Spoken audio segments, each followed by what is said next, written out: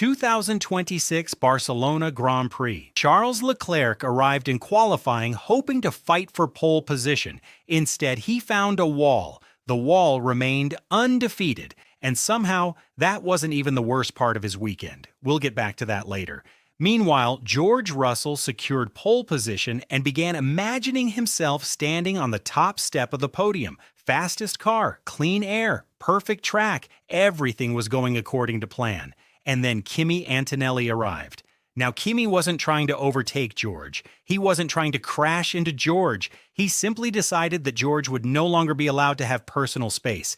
Every time George looked in his mirrors, there was Kimi. Turn 1, Kimi. Turn 5, Kimi. Turn 10, still Kimi. At one point, George probably started seeing Kimi in the crowd. Meanwhile, Ferrari's strategy department was preparing another one of their famous plans. Usually when Ferrari says they have a plan, Ferrari fans immediately start searching for emotional support. This time, something strange happened. The plan actually worked. Then the virtual safety car appeared. Ferrari had somehow hit the strategy jackpot. The pit wall instantly transformed from confused mathematicians into tactical masterminds. Lewis Hamilton inherited the lead. Behind the leaders, Nico Hülkenberg was having a solid race. Everything seemed fine. Then Formula One introduced its newest and most dangerous driver, a rock. Not Verstappen, not Norris, not Antonelli, a rock.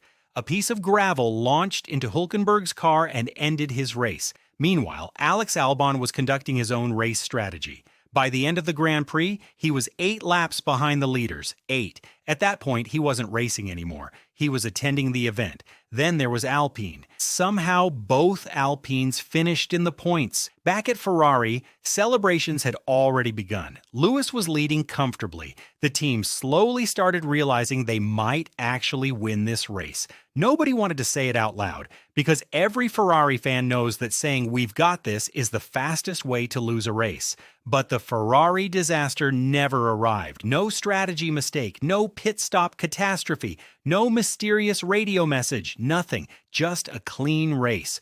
Then Charles Leclerc's weekend got even worse. After crashing in qualifying, he later retired from the race altogether. Ferrari had gone from one car in the wall to one car in victory lane. Balance.